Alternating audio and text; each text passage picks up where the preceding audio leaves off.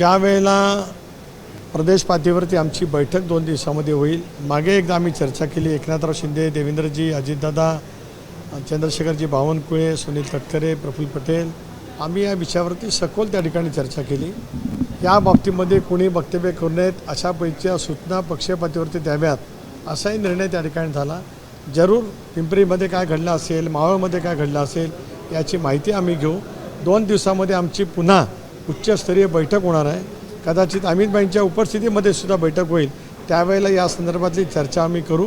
पुन्हा घटक पक्षाच्यामध्ये विसंवाद बूथ लेवलपासून ते राज्य पातळीवरती होणार नाही याची खबरदारी आम्ही सगळेजण त्या ठिकाणी घेऊ. सुनील तटकरे सर, धारावीमध्ये आज सकाळपासूनच संपूर्ण तणावाचं वातावरण आहे. मेहबूब सुभानिया या मस्जिदीवरती तोडक कारवाई करण्यासाठी मुंबई महानगरपालिकेची टीम गेलेली असताना त्या संपूर्ण टीमवरती हल्ला जो आहे तो तेथील स्थानिक मुस्लिम समाजाकडनं करण्यात आलेला आहे. खरं तर माहितीच्या नेत्यांकडनं ह्या सगळ्या संदर्भात आरोप केले जातात की लँड जिहाद आणि वोट जिहादची प्रकरणं जी आहेत ती अशा पद्धतीने या मुस्लिम समाजाच्या माध्यमातून जी आहे ती होताना पाहायला मिळतात. काय तुमची प्रतिक्रिया आहे?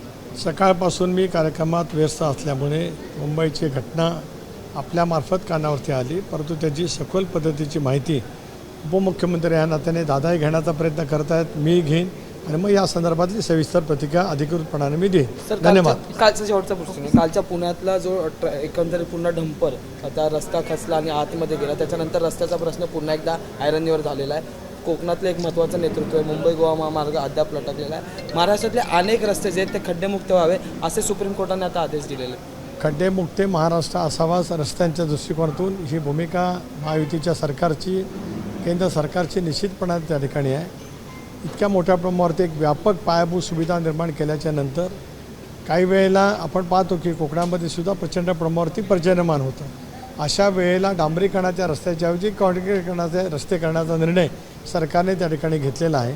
त्यामुळे ते पूर्ण होण्यासाठी काही कालावधी लागेल, पण आमचीसुद्धा स्वच्छपणाची भूमिका आहे की कुठलाही प्रवाशांना नागरिकांना खड्ड्यामुळे त्रास होतो आहे अशी कुठे होऊ नये या दृष्टिकोनातून प्रशासनाला आदेश देण्याच्या बाबतीमध्ये सरकारमध्ये असलेल्या नेत्यांच्याजवळ मी संपर्क करेन. तटकरे सर, जयंत पाटील म्हणतात की माध्यमांना त्यांनी दावा केला आहे की भाजपचे नेते आम्हाला खासगी देऊन बोलतात की आमची सत्ता येणार नाही.